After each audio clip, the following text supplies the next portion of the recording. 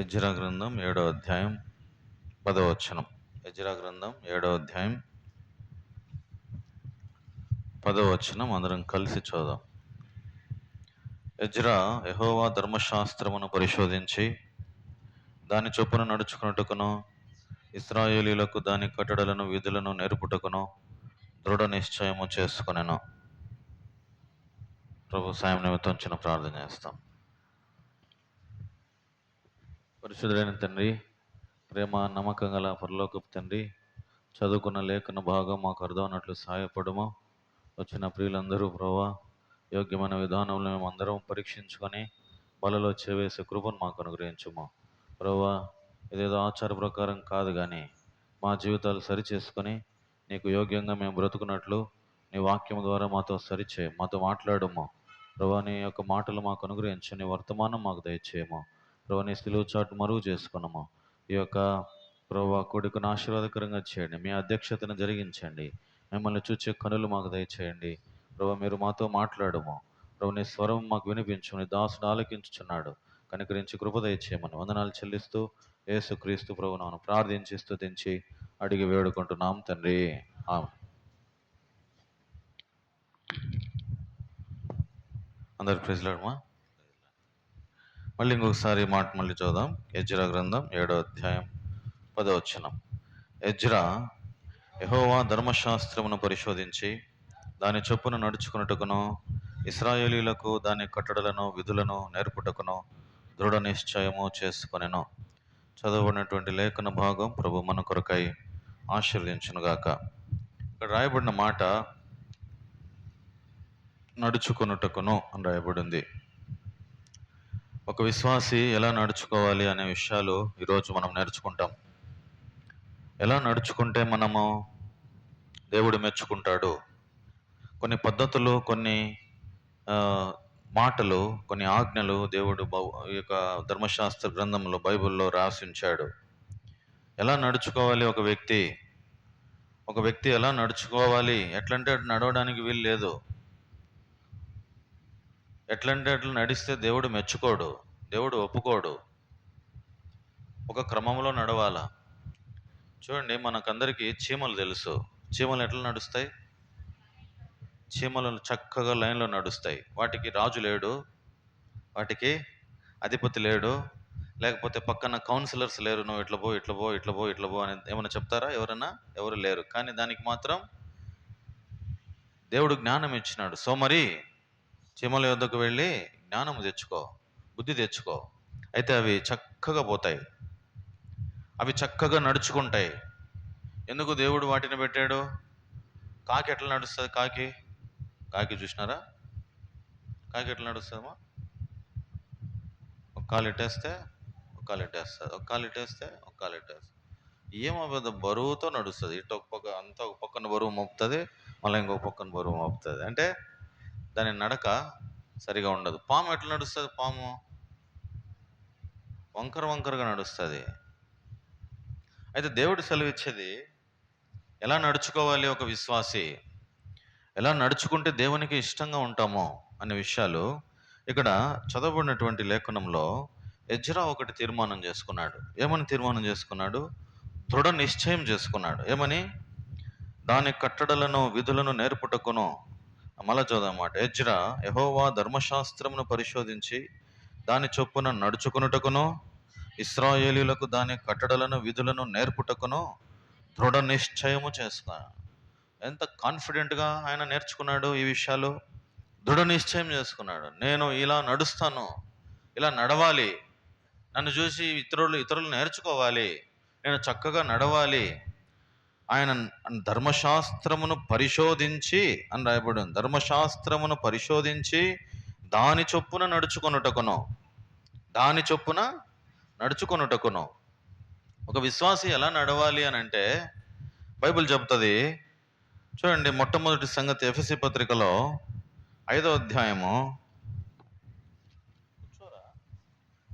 ఎఫెసీ పత్రిక 5వ అధ్యాయం 1వ వచనం.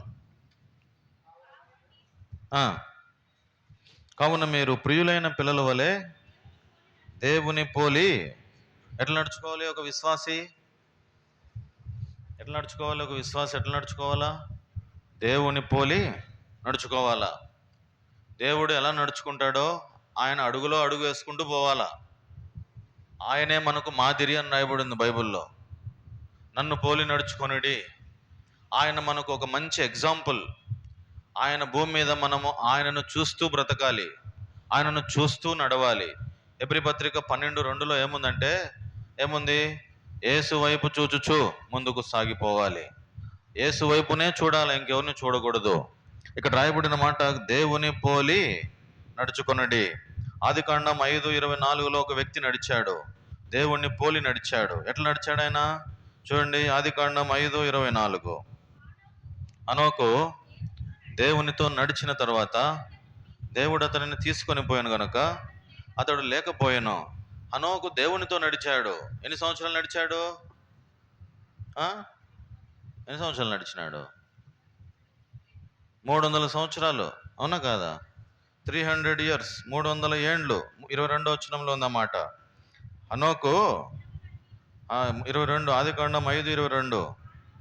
హనోకు మెతూషెలను కనిన తర్వాత 300 ఏళ్ళు దేవునితో నడుచుచు కుమారులను కుమార్తెలను కనెను. సంసారం ఉంది, పిల్లలు ఉన్నారు, కుటుంబం ఉంది, అన్నీ ఉన్నాయి. ఆయన దేవునితో ఎన్ని సంవత్సరాలు నడిచినాడు? 300 సంవత్సరాలు నడిచినాడు. 300 ఏండ్లు 300 ఏండ్లు దేవునితో నడిచాడు. నడిచిన హనోకు ఏమన్నా విసుగు చెందాడని ఏమన్నా రాయబడిందా? ఒక వ్యక్తితో మనం కలిసి నడవాలంటే ఏం కలిగి ఉండాలా? ఒక వ్యక్తితో మనం కలిసి నడవాలంటే, ఇద్దరు కూడి నడవాలంటే ఏం కావాలా? సమ్మతి కావాలా. సమ్మతి లేకపోతే, సమాధానం లేకపోతే నడవలేం. ఒక భార్యాభర్త ఇద్దరు కూడి సంసారం చేయాలా, నడవాలంటే ఏముండాలా? సమాధానం ఉండాలా. ఇద్దరి మధ్యన సమాధానం లేకపోతే, పొంతన లేకపోతే చల్లదు. ప్లేట్లు లేస్తూ ఉంటాయి ఇంట్లో. నేను చెప్పింది నేను, నువ్వు చెప్పింది నేను అన్నా అనే కథ. ఒక ఆమె ఉంటుంది, 40 సంవత్సరాలు ఏగి పడతాను సార్ అంటే, ఏమి ఏగుతుందో ఆమె పాపం. అంతగా ముసలోడు ఎప్పుడు చచ్చిపోతాడా అంటది ఒక ఆమె.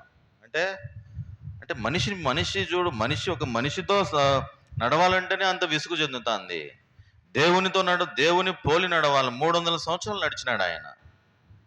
నడుస్తా ఒక పాప చెప్తుంది. ఒక పాప ఏమర్థమైంది మన హనోకు కథ అంటే, ఉదయం అనగా బయలుదేరి దేవునితో నడిచినాడు హనోకు. ఒక ఊరికి పోతున్నారు. నడుచుకుంటా మాట్లాడుకుంటా సమయం దాటిపోయింది. చివరికి సాయంత్రం అయిపోయింది.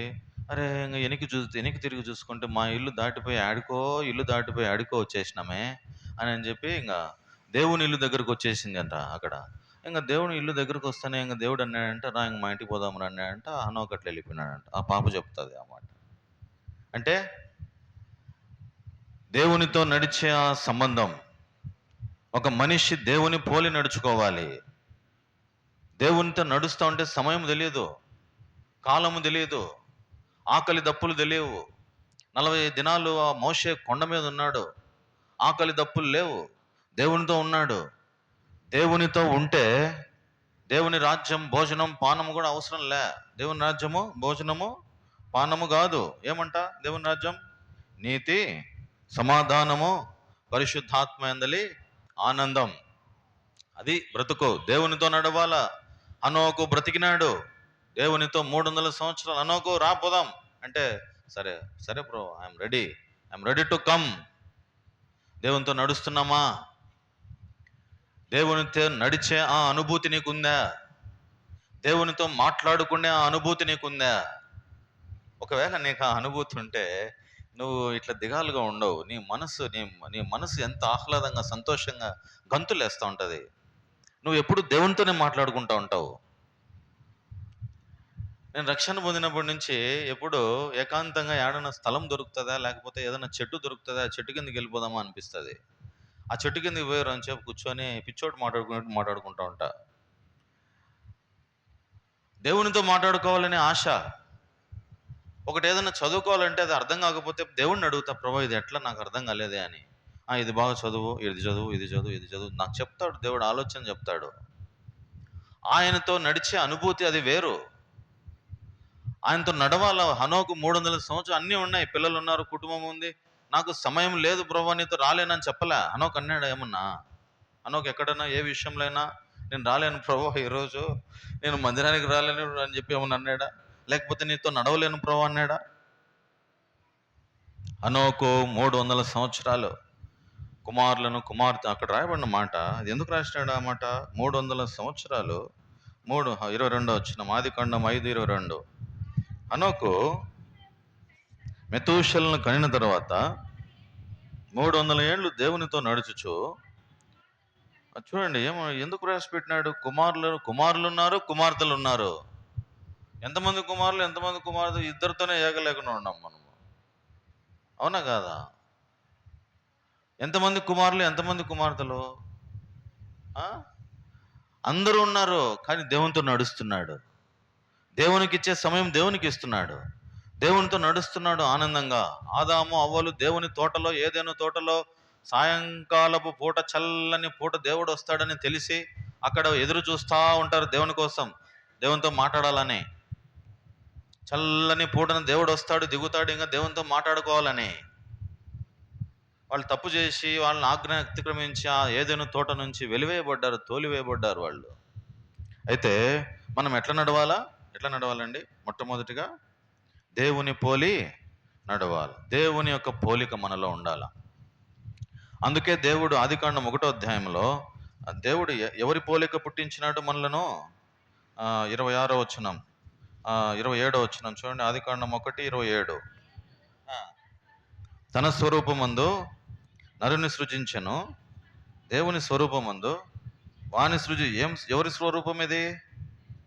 దేవుని స్వరూపం. ఇంకా కొద్దిసేపు చూడాలా ఆయన స్వరూపం. దేవుడు కనబడతాడు పిల్లల్లో, పిల్లల దగ్గర, పిల్లల ముఖాల్లో దేవుని తేజస్సు ఉట్టిపడుతూ ఉంటుంది. కొంతమంది ముఖాలు అసలు చూస్తే ఏమి బిర్రునుంటారో, ముఖాలు మాడిపోతా ఉంటాయి, కొంతమంది నాలుకల మీద నాలుకలు కొడుతూ ఉంటారు. ఎందుకో కోపం మాట్లాడేది, ఎందుకో మడే. కొంతమందిని చూస్తే ఇంకా రెండుసేపు చూడాలనిపిస్తుంది, ఇంకా రెండుసేపు మాట్లాడాలనిపిస్తుంది, ఇంకా కొద్దిసేపు కూర్చొని ముచ్చటించాలనిపిస్తుంది, దేవుని మాటలు వినాలనిపిస్తుంది. కాబట్టి దేవుని స్వరూపము మనిషి పోగొట్టుకున్నాడు.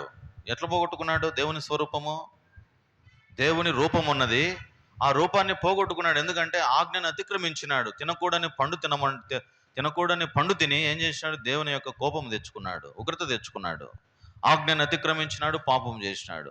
ఇప్పుడు దేవుని స్వరూపము మనిషిలో పోయింది. మళ్ళా యేసు ప్రభు రూపములో యేసు ప్రభు ఆ రూపాన్ని మనకి ఇచ్చినాడు. పాప క్షమాపణ, మారు మనసు అనుభవం ఇచ్చినాడు, హృదయంలో నెమ్మది ఇచ్చినాడు, రక్షణ ఇచ్చినాడు. ఇప్పుడు తిరిగి మళ్ళా మనకు ఆ రూపం వచ్చింది. ఇప్పుడు దేవుడు ఏమంటాడంటే ఎఫెసీ పత్రిక 5వ అధ్యాయం 1వ వచనం ప్రకారం మనం ఏం చేయాలా? దేవుని పోలి నడుచుకోవాలా. తర్వాత రెండవ విషయము, 2వ వచనం చదవండి.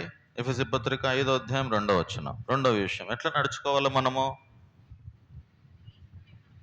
క్రీస్తు మిమ్మును ప్రేమించి పరిమళ వాసనగా ఉండుటకు మన కొరకు తను తాను దేవునికి అర్పణముగాను బలిగాను అప్పగించుకునేను.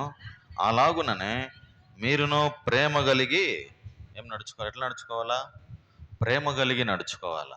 ప్రేమ కలిగి నడుచుకొనుడి, దేవుని పోలి నడుచుకొనుడి. దేవుడు ఎలా నడిచాడో అలా నడుచుకోండి. దేవునికి ఎలాంటి ప్రేమ ఉందో అలాంటి ప్రేమ మీరు కలిగి ఉండండి.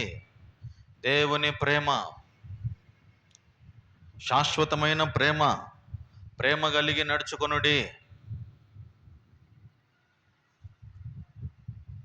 పగ కలహమును రేపును. ప్రేమ ఏం చేస్తుంది? దోషములన్నిటినీ కప్పును. ప్రేమ ఉన్న చోట ఏమైనా చేయబుద్ధి అవుతుంది, ప్రేమ లేని చోట ఏమి చేయలేం.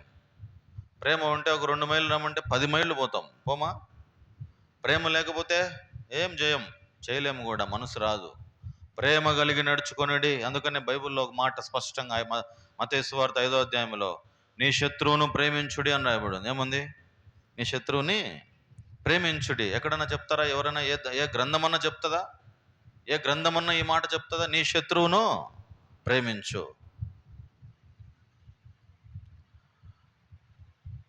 సిలువలో యేసు ప్రభు పలికినటువంటి మాట ఏం తెలిసిన, తండ్రి వీరేం చేయుచున్నారో వీరు ఎరుగరు గనుక వీరిని క్షమించు.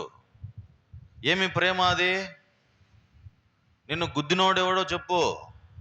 ఎగతాళి చేసినారు, యేసు ప్రభువును హేళన చేసినారు, అవమానపరిచినారు, గాండ్రించి ఉమ్మినారు, తుఫాను ఊసినారు ఆయన మీద. అయినప్పటికీ కూడా దేవుడు ఏమైనా కోపం పెట్టుకున్నాడా? అరే ఉండరా నీ సంగతి చెప్తా అని ఏమన్నా అన్నాడా?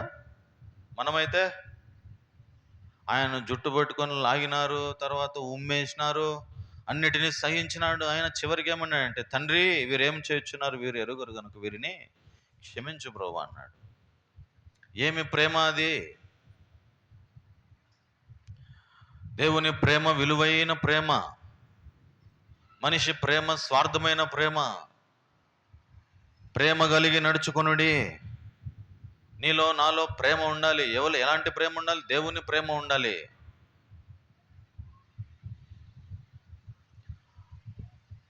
ఒక ఇద్దరు ప్రేమికులు ప్రేమించుకుంటా ఉంటే, ఏమ్మా నీకు అట్లాంటి వాడు నచ్చినాడు అంటే, నాకు వాడే నచ్చినాడు. వాడు ఎట్టున్నాడంటే చింతమొద్దునట్టున్నాడట, నల్లగా. ఏమ్మా పోయి వాడే నచ్చినాడంటే? ప్రేమ ఏం చూడదంట? ప్రేమ రంగు రుచి చూడదంట. రంగు చూస్తుంది ప్రేమ. కాబట్టి ప్రేమలో పక్షపాతం లేదు దేవుని దగ్గర. ఎలాంటి వాడైనా సరే, ఎలాంటి జాతి అయినా సరే, ఎలాంటి క్యాస్ట్ అయినా సరే, ఎలాంటి వాడైనా సరే, చదువు లేనివాడైనా సరే, బీదోడైనా సరే, ధనికుడైనా సరే, అందరినీ పక్షపాతము లేకుండా దేవుడిని ప్రేమించే దేవుని ప్రేమ అది. శాశ్వతమైన ప్రేమ. శాశ్వతమైనది ప్రేమ యెహోవా తండ్రి ప్రేమ, యెహోవా తండ్రి ప్రేమ, శాశ్వతమైనది ప్రేమ. ప్రేమలో భయమేమియులే. ఈ ప్రేమను గురించి అబ్రివేషన్ రాయబడింది ఒక మాట, రోమాపత్రిక 5:8. ఏంది ఈ ప్రేమ అంటే? చూడండి, చదవండి. రోమా 5:8.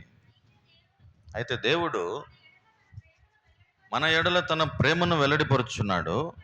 ఎట్లనగా, మనం ఇంకనూ పాపులమై ఉండగానే క్రీస్తు మన కొరకు మనం ఇంకనూ పాపులమై ఉండగా క్రీస్తు మన కొరకు చనిపోయాడు. అది ప్రేమ, త్యాగం. ప్రేమ అంటే ఇంకొక మాటలో ఏమంటే త్యాగం అని అర్థం. ఏంది? త్యాగము. ఏం త్యాగం చేసినాడు ఆయన? తన ప్రాణమే త్యాగం చేసినాడు. సిలువలో తన ప్రాణమే ధారపోసినాడు నీ కోసం, నా కోసం. కాబట్టి మనం ఇంకనూ పాపులమై ఉండగానే క్రీస్తు మన కొరకు చనిపోయాను. బైబిల్ గ్రంథం అంతా ఒక మాటలో చెప్పాలంటే, దాడుంది. ఏముంది? గలతీ పత్రిక 5:14 ఏముంది? ధర్మశాస్త్రం అంతయో నిన్ను వలే నీ పొరుగు వాణిని ప్రేమించాలా. నువ్వు ఎట్లా ప్రేమించుకుంటావో అట్లనే నీ పొరుగు వాడిని ప్రేమించాలా. ఏం చేయాలా? అది సాధ్యమేనా? అని ప్రాక్టికల్గా ప్రేమతో నడుచుకో. కల్మషం పెట్టుకోవద్దు, కపటం పెట్టుకోవద్దు, ద్వేషం పెట్టుకోవద్దు, అసూయ పెట్టుకోవద్దు. ప్రేమతో నువ్వు సాధించు మనుషులను. కాబట్టి ప్రేమ నేర్పించినాడు ఆయన. ఈ భూమి మీదకి వచ్చి ప్రేమ నేర్పించినాడు. కాబట్టి మనం కూడా ఏం చేయాలా? ప్రేమ కలిగి నడుచుకోవాలి, దేవుని పోలి నడుచుకోవాలి. తర్వాత చూడండి, 3వ సంగతి, ఎఫెసీ పత్రిక 5వ అధ్యాయం. ఎఫెసీ పత్రిక 5వ అధ్యాయం 10వ వచనం చదవండి.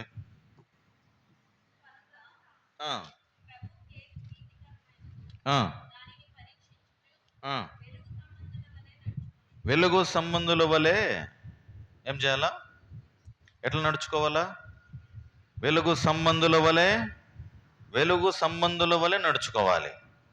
యేసు ప్రభు ఈ భూమి మీద ఉన్నప్పుడు ఆయన ఒక మాట అన్నాడు, నేను లోకమునకు వెలుగును, నన్ను వెంబడించువాడు చీకటిలో నడువక జీవపు వెలుగు కలిగి ఉండును. కాబట్టి వెలుగు సంబంధుల వలె నడుచుకోవాలి.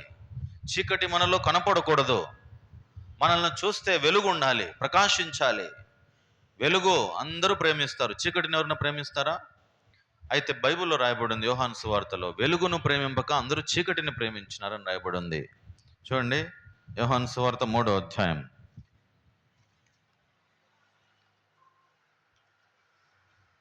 యోహాను సువార్త 3వ అధ్యాయము. లోకంలోనికి వెలుగు వచ్చినది కానీ వెలుగును ప్రేమింపక అందరూ చీకటిని ప్రేమించిరని రాయబడి ఉంది. యోహాను సువార్త 3వ అధ్యాయము 19వ వచనం, 19, 20. ఆ తీర్పు ఇదే. ఆ, ఆ, ఆ. మనుషులు వెలుగును ప్రేమింపక చీకటిని ప్రేమిస్తున్నారు. మనుషులు వెలుగును ప్రేమించడం లేదు. తర్వాత కింద రాయబడింది. ఆ, ఉమ్, ఉమ్, ఉమ్. వెలుగునొద్దకు రాడు. అయితే కింద రాయబడింది, సత్యవర్తనుడైతే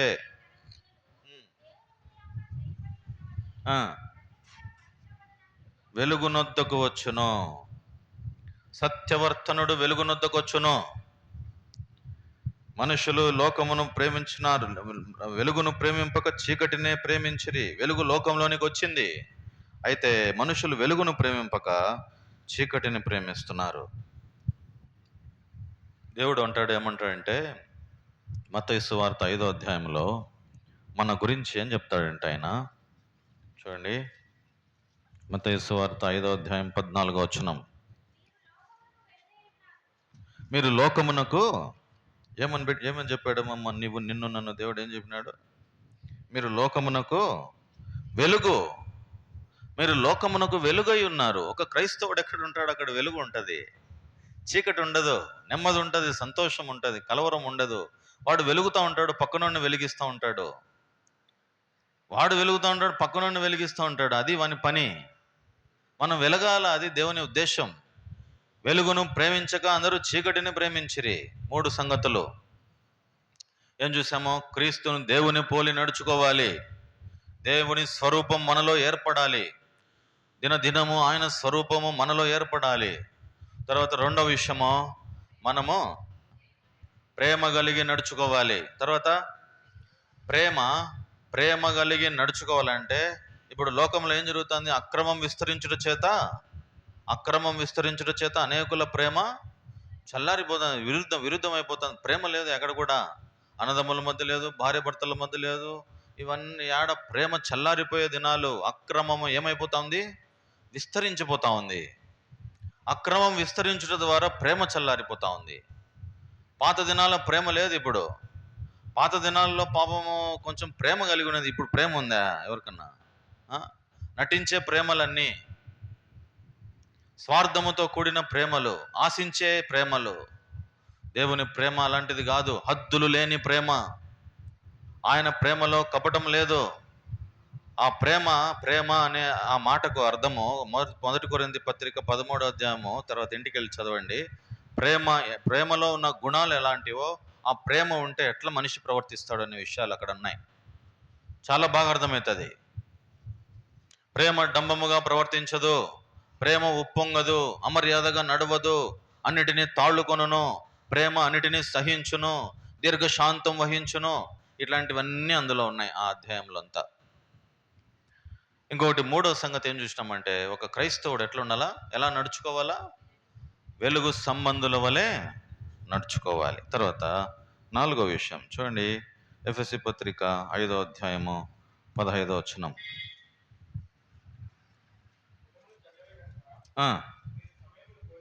సమయమును పోనీయక సద్వినియోగం చేసుకొనొచ్చు, అజ్ఞానుల వలె కాక జ్ఞానుల వలె నడుచుకున్నట్లు. ఎట్లా నడుచుకోవాలి? జ్ఞానుల వలె నడుచుకోవాలి. కొలస్సీ పత్రిక 4:5 చదవండి ఎవరైనా.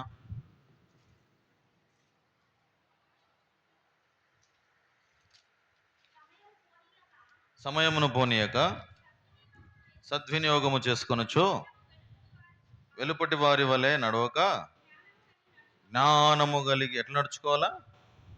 జ్ఞానము కలిగి నడుచుకోవాలి. జ్ఞానులై నడుచుకోవాలి. బుద్ధిహీనంగా ఉండకూడదు. జ్ఞానము కలిగి నడుచుకొనుడి. సమయమును పోనీయొద్దు, సద్వినియోగం చేసుకో.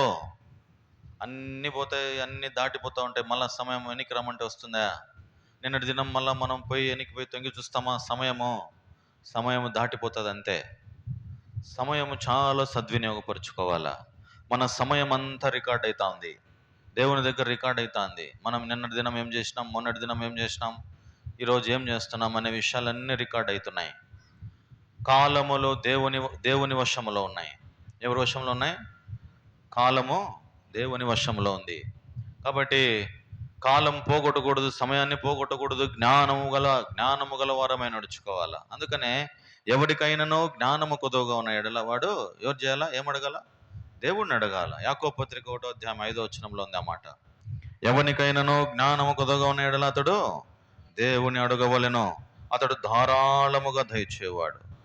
ఎవరిని చూడండి గద్దింపక, చూడండి ఆ మాట, మీలో ఎవరికైనానో జ్ఞానముగా కొదవగా ఉన్న ఎడల అతడు దేవుని అడగవలెను, అప్పుడు అది అతనికి అనుగ్రహింపబడును. ఆయన ఎవరిని గద్దింపక, ఏందండి ఇది? ఎవరిని గద్దింపక, గద్దించేవాడు ఆయన? గద్దించడు. బుద్ధి నేర్పేవాడు, జ్ఞానం ఇచ్చేవాడు. ఆయన సర్వజ్ఞాని అని రాయబడి ఉంది. నక్షత్రములకు ఆయన పేరు పెట్టినాడంట. ఎన్ని నక్షత్రాలు ఉన్నాయి? ఎన్ని నక్షత్రాలు ఉన్నాయి? స్పేస్లో ఎన్ని నక్షత్రాలు ఉన్నాయి? అంతరిక్షంలో ఎన్ని నక్షత్రాలు ఉన్నాయి? పడుకొని ఎప్పుడు పైన చూడలే మీరు? మిద్దిపైన ఎన్ని నక్షత్రాలు ఉంటాయి చూడలే? ఒక్కొక్క నక్షత్రానికి దేవుడు ఎన్ని పేర్లు పెట్టినాడు? నక్షత్రములకు పేర్లు పెట్టినాడని రాయబడి ఉంది. ఆయన జ్ఞానమునకు మితి లేదు. ఆయనకు ఒక పేరు ఉంది, అనంత జ్ఞాని అని. ఏం పేరు ఆయనకు? నీకు జ్ఞానం లేకపోతే ఆయన అడుగు. పైనుండి వచ్చు జ్ఞానం పవిత్రమైంది. ఆ జ్ఞానము దేవుడు నీకు ఇస్తాడు. కాబట్టి జ్ఞానము కలిగి నడుచుకొనుడి, బుద్ధిహీనంగా ఉండొద్దు. దేవుడు జ్ఞానం ఇస్తాడు. కాబట్టి సమయాన్ని పోగొట్టొద్దు, వెలుపటి వారి వలె నడుచుకోవద్దు. నువ్వు లోకానికి వెలుగై ఉన్నావు, నువ్వు లోకానికి వెలుగై ఉన్నావు. కాబట్టి సమయం పోగొట్టనివ్వకుండా జ్ఞానుల వలె నడుచుకోవాలి. తర్వాత 5వ విషయం, గలతీ పత్రిక 5వ అధ్యాయం, గలతీ పత్రిక 5వ అధ్యాయం 16వ వచనం. నేను చెప్పున్నది ఏమనగా, ఆత్మానుసారముగా నడుచుకొనుడి, అప్పుడు మీరు శరీరేచ్ఛను నెరవేర్చరు. ఎట్లా నడుచుకోవాలండి? ఎట్లా నడుచుకోవాలి? ఆత్మానుసారముగా నడుచుకోవాలి. శరీరం చెప్పినట్టు నడుచుకోకూడదు, ఆత్మ చెప్పినట్టు నడుచుకోవాలి. లోపల ఆత్మ పని చేయాలి, శరీరం పని చేయకూడదు. ఆత్మ చెప్పినట్టు వినాలి. ఎప్పుడైతే ఆత్మను దుఃఖపరచకుడి, ఆత్మను బాధ పెట్టకుడి, ఆత్మలో తీవ్రత గలవారే ప్రభువును సేవించుడి అని రాయబడి ఉంది. అవునా లేదా? ఆ మాటలు ఉన్నాయా లేవా? ఆత్మను ఆర్పకుడి, ఆత్మను దుఃఖపెట్టకుడి, ఆత్మను చల్లార్చకూడదు. ఎప్పుడు ఏం చేయాలంటే రాయబడిన మాట, ఆత్మానుసారముగా నడుచుకోండి. ఆత్మానుసారంగా నడుచుకోవాలంటే ఏమని రాయబడింది కింద? ఈ రెండింటికి పోరాటం ఉంటుందంట. 17వ వచనం, గలతీ పత్రిక 5:17. శరీరము ఆత్మకును, ఆత్మ శరీరమునకును విరోధముగా అపేక్షించును. ఇవి ఒకదానికొకటి వ్యతిరేకముగా ఉన్నవి కనుక మీరేవి నిశ్చయింతురో వాటిని చేయకుందురు. తర్వాత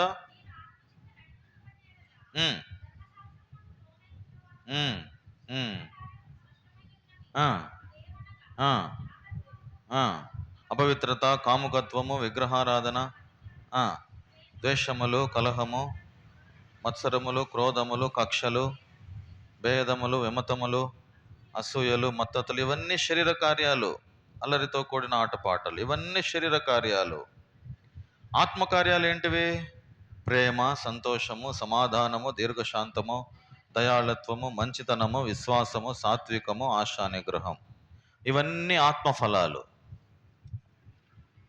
రోమపత్రిక 8వ అధ్యాయంలో ఒక మాట రాయబడి ఉంది. ఏమనుందంటే, రోమపత్రిక 8వ అధ్యాయము 13వ వచనం చదవండి. మీరు శరీరానుసారంగా ప్రవర్తించిన ఎడల చావవలసిన వారయ్యుందురు, కానీ ఆత్మచేత శరీర క్రియలను చంపిన ఎడల జీవించెదరు. శరీరానుసారంగా ప్రవర్తిస్తే ఏమొస్తుందంట? మరణం వస్తుంది. ఆత్మానుసారంగా ప్రవర్తిస్తే జీవిస్తాం. చంపిన ఎడల జీవించెదరు. ఆత్మానుసారంగా మనం ప్రవర్తించాలా. అక్కడ రాయబడిన మాట ఆత్మచేత శరీర క్రియలను చంపాల. శరీరం ఏం కోరుకుంటుందంటే మంచి భోజనం కోరుకుంటుంది అనుకో. ఆత్మ ఏం చెప్తుంది? ఏది ఉంటే అది చాలే తినంటది. అవునా కదా? శరీరానికి ఆత్మకు విరోధం, ఎప్పుడు పోరాటమే. ఇదేమో మంచిగా లగ్జరీ కోరుకుంటుంది శరీరం. ఆత్మ ఏం కోరుకుంటుంది? ఏది ఉంటే అది తినరా బాబు అంటది. అట్లా చూడొద్దురా, అది తప్పు అంటది ఆత్మ. శరీరం ఏమో చూస్తూ ఉంటుంది. ఆశించొద్దురా అంటే ఆత్మ ఏం చెప్తుంది? ఆత్మ చెప్తుంది ఆశించొద్దని చెప్తుంది. శరీరం ఏం చెప్తుంది? ఆశించమని చెప్తుంది. అంటే అన్ని ఈ రెండింటికి ఎప్పుడు వ్యతిరేకమే. కాబట్టి ఈ ఆత్మచేత శరీర క్రియలను చంపిన ఎడల వారు జీవించెదరు. ఈ రెండింటికి ఎప్పుడు పోరాటమే. కాబట్టి ఆత్మ, అందుకనే దేవుడు రాయబడిన చెప్పిన మాట ఏంటంటే ఆత్మలో తీవ్రత గలవారై ప్రభువును సేవించుడి అని రాయబడింది. 5 విషయాలు చూసినాం. దేవుని పోలి నడుచుకొనుడి, ప్రేమ కలిగి నడుచుకొనుడి, తర్వాత వెలుగు సంబంధుల వలె నడుచుకొనుడి, జ్ఞానుల వలె నడుచుకొనుడి, ఆత్మానుసారముగా నడుచుకొనుడి. 6వ సంగతి 1 కొరింథీ పత్రిక 11వ అధ్యాయం 1వ వచనం.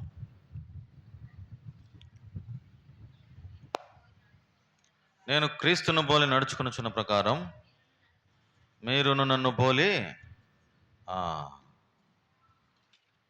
ఎంత గొప్ప మాట చెప్పాడు ఆయన. నేను క్రీస్తును పోలి నడుచుకొనుచున్న ప్రకారం మీరును నన్ను పోలి నడుచుకొనడి. క్రీస్తును పోలి నడుచుకోవాలి. ఇంకొక మాటలో చెప్పాలంటే ఎట్లా నడుచుకోవాలా? క్రీస్తును పోలి నడుచుకోవాలి. పౌలు అన్నాడు, నేను క్రీస్తును పోలి నడుచుకొనుచున్న ప్రకారం మీరును నన్ను పోలి నడుచుకొనడి. ఏం చేసినాడు ఈయన? ఎట్లా నడుచుకున్నాడంటే సమస్తమును చూడండి. 4వ అధ్యాయం 1 కొరింథీ పత్రిక 4వ అధ్యాయం 16వ వచనం.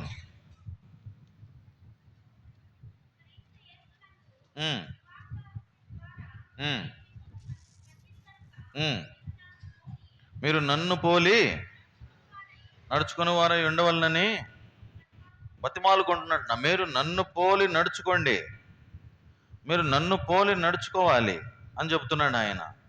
ఎందుకు ఆయనను పోలి నడుచుకోవాలి? ఏం చేసినాడు ఆయన?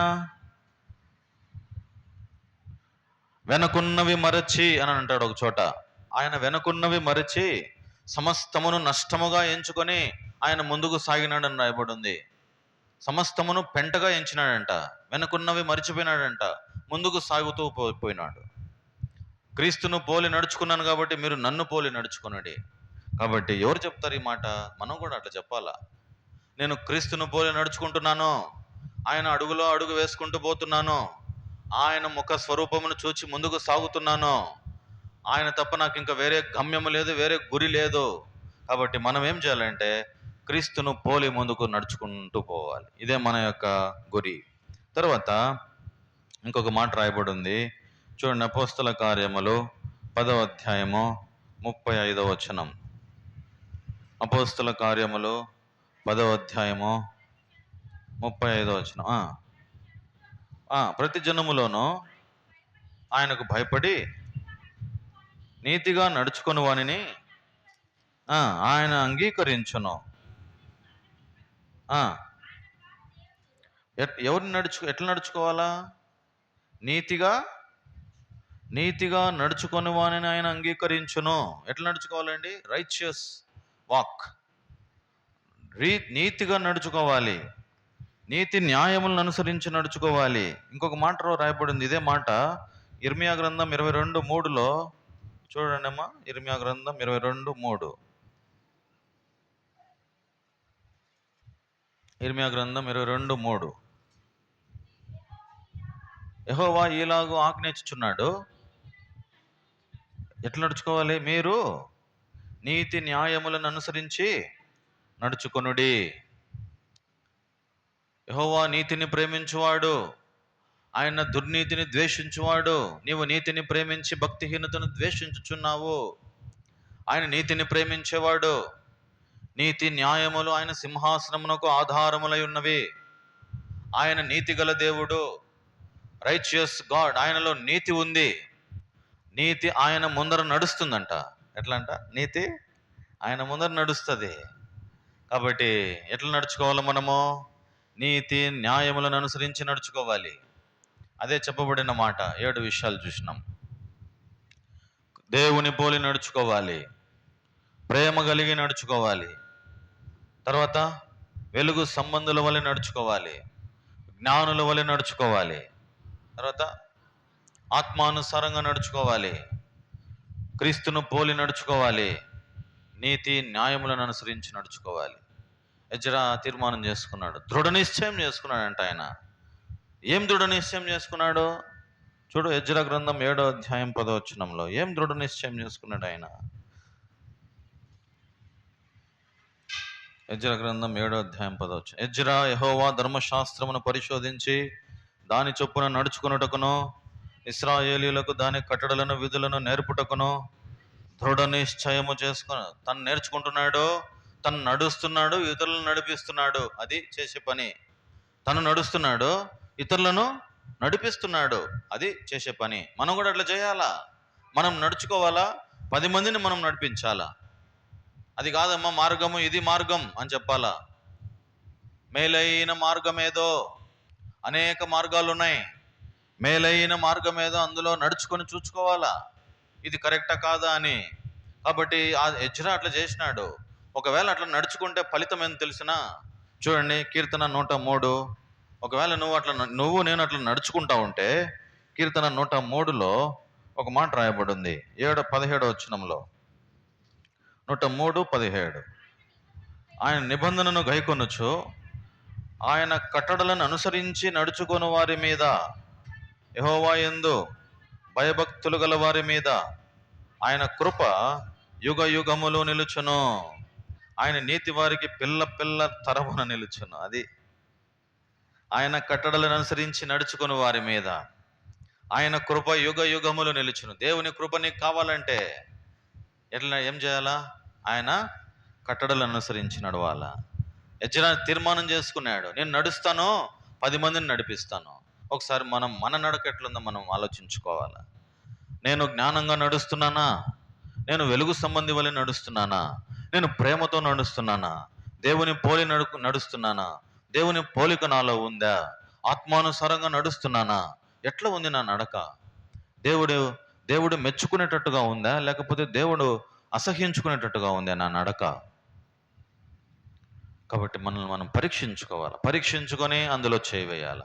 ఇంకొక మాట చూస్తాం చూడండి, ఇర్మియా గ్రంథం 6:16 వచనం. ఇర్మియా గ్రంథం 6:16.